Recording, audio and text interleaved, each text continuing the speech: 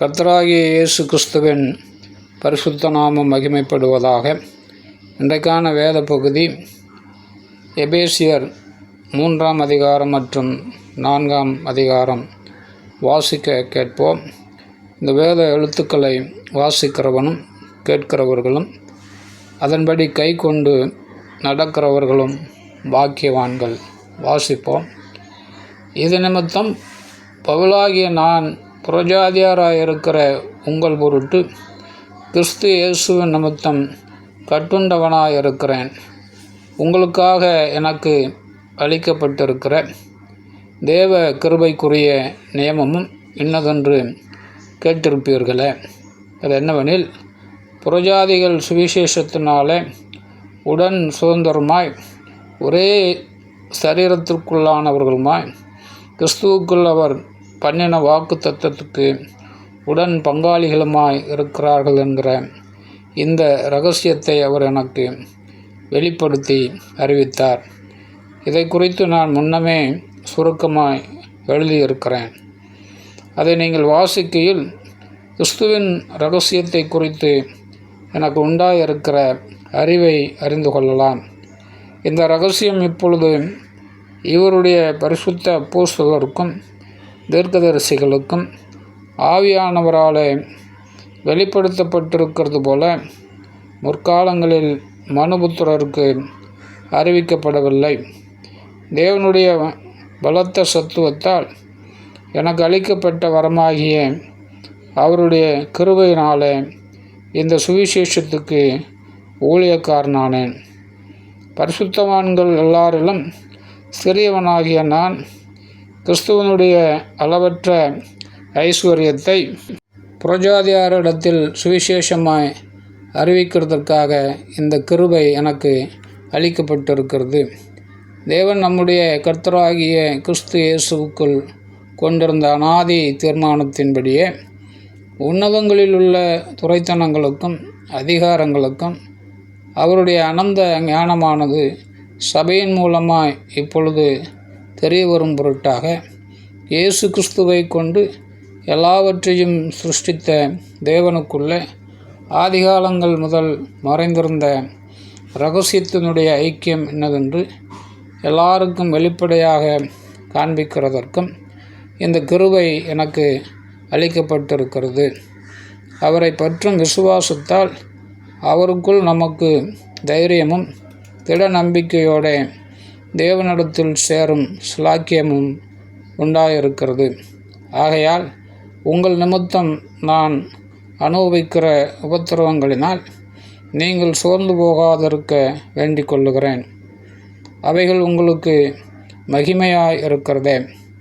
இது நிமித்தம் நான் பரலோகத்திலும் பூலோகத்திலும் உள்ள முழு குடும்பத்துக்கும் நாமகாரணராகிய நம்முடைய கர்த்தராயிருக்கிற இயேசு கிறிஸ்துவனுடைய பிதாவை நோக்கி முழங்கால் படிவிட்டு, நீங்கள் அவருடைய ஆவியினாலே உள்ளான மனுஷனில் வல்லமையாய் பலப்படவும் விசுவாசத்தினாலே கிறிஸ்து உங்கள் இருதயங்களில் வாசமாயிருக்கவும் நீங்கள் அன்பிலே வேரூன்றி நிலை பெற்றவர்களாகி சகல பரிசுத்தவான்களோடும் கூட கிறிஸ்துவனுடைய அன்பின் அகலமும் நீளமும் ஆழமும் உயரமும் இன்னதென்று உணர்ந்து அறிவு கட்டாத அந்த அன்பை அறிந்து கொள்ள வல்லவர்களாகவும் தேவனுடைய சகல பரிபூர்ணத்தாலும் நிறையப்படவும் அவர் தமது மகிமையினுடைய ஐஸ்வர்யத்தின்படியே உங்களுக்கு அனுக்கிரகம் பண்ண வேண்டுமென்று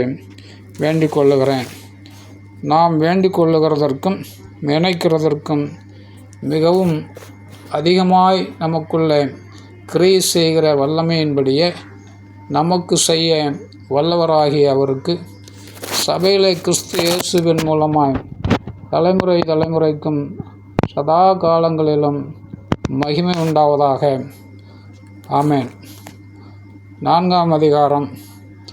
ஆதலால் கர்த்தர் நிமித்தம் கட்டுண்டவனாகிய நான் உங்களுக்கு சொல்லுகிற புத்தி என்னவெனில், நீங்கள் அழைக்கப்பட்ட அழைப்புக்கு பாத்திரவான்களாய் நடந்து மிகுந்த மனத்தாழ்மையும் சாந்தமும் நீடிய பொறுமையும் உடையவர்களாய் அன்பினால் ஒருவரையொருவர் தாங்கி சமாதானக்கட்டினால் ஆவியின் வறுமையை காத்து கொள்ளுகிறதற்கு ஜாக்கிரதையாயிருங்கள். உங்களுக்கு உண்டான அழைப்பினாலே நீங்கள் ஒரே நம்பிக்கைக்கு அழைக்கப்பட்டது போல ஒரே சரீரமும் ஒரே ஆவியும் உண்டு. ஒரே கர்த்தரும் ஒரே விசுவாசமும் ஒரே ஞானஸ்நானமும் எல்லாருக்கும் ஒரே தேவனும் பிதாவும் உண்டு. அவர் எல்லார் மேலும் எல்லாரோடும் உங்கள் எல்லாருக்குள்ளும் இருக்கிறவர். கிறிஸ்துவனுடைய ஈவின் அளவுக்கு தக்கதாக நம்மில் அவனவனுக்கு கிருபை அளிக்கப்பட்டிருக்கிறது.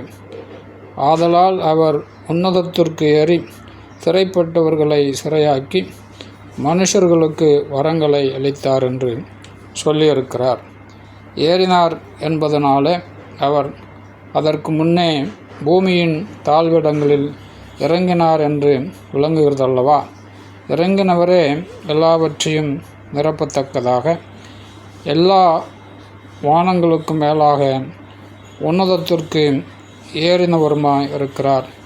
மேலும் நாம் அனைவரும் தேவனுடைய குமாரனை பற்றும் விசுவாசத்திலும் அறிவிலும் ஒருமைப்பட்டவர்களாகி கிறிஸ்துவனுடைய நிறைவான வளர்ச்சியின் அளவுக்கு தக்க பூரண புருஷராகும் வரைக்கும் பரிசுத்தவான்கள் சீர்பொருந்தும் பொருட்டு சுவிசேஷ ஊழியத்தின் வேலைக்காகவும் கிறிஸ்துவின் சரீரமாகிய சபையானது பக்தி விருத்தி அடைவதற்காகவும் அவர் சிலரை அப்போஸ்தலராகவும் சிலரை தீர்க்கதரிசிகளாகவும் சிலரை சுவிசேஷகராகவும் சிலரை மேய்ப்பராகவும் போதகராகவும் ஏற்படுத்தினார். நாம் இனி குழந்தைகளாயிராமல் மனுஷருடைய சூதும் வஞ்சிக்கிறதற்கு ஏதுவான தந்திரமுள்ள போதகமாகிய பலவித காற்றினாலே அலைகளைப் போல அடிபட்டு அலைகிறவர்களாயிராமல் அன்புடன் சத்தியத்தை கை கொண்டு தலையாகிய கிறிஸ்துவுக்குள் எல்லாவற்றிலேயும் நாம் வளர்கிறவர்களாய் இருக்கும்படியாக அப்படி செய்தார். அவராலே சரீரம் முழுவதும் அதற்கு உதவியாக இருக்கிற சகல கணுக்களினாலும் இசைவாய் கூட்டி இணைக்கப்பட்டு ஒவ்வொரு அவயமும் தன் அளவுக்கு தக்கதாய் கிரியை செய்கிறபடியே அது அன்பினாலே தனக்கு பக்தி விருத்தி உண்டாக்குகிறதுக்கு ஏதுவாக சரீர வளர்ச்சியை உண்டாக்குகிறது. ஆதலால் கர்த்தருக்குள் நான் உங்களுக்கு சாட்சியாக சொல்லி எச்சரிக்கிறது என்னவெனில், மற்ற புரஜாதிகள் தங்கள் வீணான சிந்தையில் நடக்கிறது போல நீங்களும் இனி நடவாமல் இருங்கள். அவர்கள் புத்தியில் அந்தகாரப்பட்டு தங்கள் இருதய கடினத்தினால் தங்களில் இருக்கும் அறியாமையினாலே தேவனுடைய ஜீவனுக்கு அந்நியராயிருந்து உணர்வில்லாதவர்களாய் சகலவித அசுத்தங்களையும் ஆவலோடு நடப்பிக்கும்படி தங்களை காம விகாரத்திற்கு ஒப்பு கொடுத்திருக்கிறார்கள். நீங்களோ இவ்விதமாய் கிறிஸ்துவை கற்றுக்கொள்ளவில்லை. இயேசுவினிடத்திலுள்ள சத்தியத்தின்படியே நீங்கள் அவரிடத்தில் கேட்டறிந்து அவரால் போதிக்கப்பட்டீர்களே.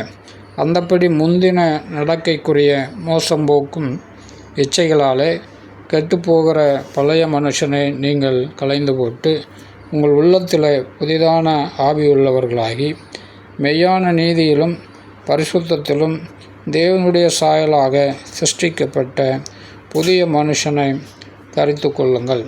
அன்றியும் நாம் ஒருவருக்கொருவர் அவயங்களாய் இருக்கிறபடியால் பொய்யை களைந்து அவனவன் பிறனுடனே மெய்யை பேசக்கடவன். நீங்கள் கோபம் கொண்டாலும் பாவம் செய்யாதிருங்கள்.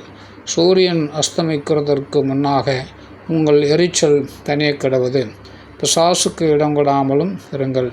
திருடுகிறவன் இனி திருடாமல் குறைச்சல் உள்ளவனுக்கு கொடுக்கத்தக்கதாக தனக்கு உண்டாயிருக்கும்படி தன் கைகளினால் நலமான வேலை செய்து பிரயாசப்பட கடவன்.